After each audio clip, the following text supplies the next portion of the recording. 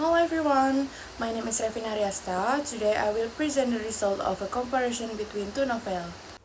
The title is In Negotiation Female Identity and Nature, an ecofeminist analysis of Talaga in Tarian Bumi Oka Rusmini and Kia in Where the Crowded Sing, Delia Owens. Background of the research.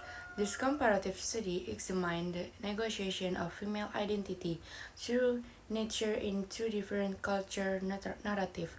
Talaga in Tarian Bumi by Oka Rumini and Kia in Where the Crowded Sing by Delia Owens. The research focused on how both female protagonists experience marginalization within patriarchal societies and reconstruct their identity through their relationship with nature. Guided by ecofeminist theory and Linda Hudson theory of adaptation, these studies explores the transformation of female identity from social restriction toward autonomy and self-definition. Furthermore, the research investigates how does narrative remain relevant for modern audience by presenting female outsider as independent creative entities rather than passive victims of society. Next, identification of the problem. Double marginalization. Talaga is trapped within the Balinese caste system while Kaya experience social isolation and rejection. And then nature and identity, but characters define themselves through their relationship with nature rather than through societal expectation. And then visual versus internal soul. The narrative transforms internal suffering into symbolic representation of nature. And then cultural relevant. The study uh, explore how the female outsider narrative remain meaningful for contemporary audience. And then research gap. The primary research gap lies in the limited comparative studies connecting Balinese literature with contemporary American popular fiction through an ecofeminist perspective. Most previous studies focus mainly on classical Western texts and traditional interpretation of female oppression.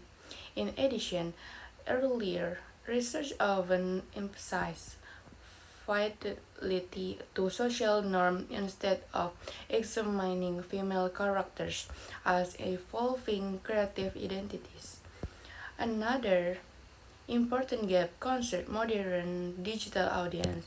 There is still limited research discussing how digital media and contemporary consumption reshape the interpretation of female outsider and Gothic femininity in literary narrative. And then purpose of the study to analyze the process of identity transposition from restrictive social structures toward natural autonomy, and to apply ecofeminist theory in examining marginalized female character, and then to explore the representation of the outcast in contemporary society, to compare Eastern and Western perspective regarding woman, nature, and humanity, and then to demonstrate how both authors use nature as a medium for identity reconstruction and resistance. Next, ecofeminist theory and Linda Hudson theory of adaptation. The primary theoretical framework of this study is ecofeminism, which examines the relationship between the oppression of women and the exploitation of nature. This theory help explain how female character resist patriarchal domination through natural space. The study is also informed by Linda Hudson's theory of adaptation, which view identity transformation as a creative process rather than distor- distortion. Under this framework, character function as evolving living mythics, uh, shaped by culture and social context, and then supporting theories such as social of literature and author.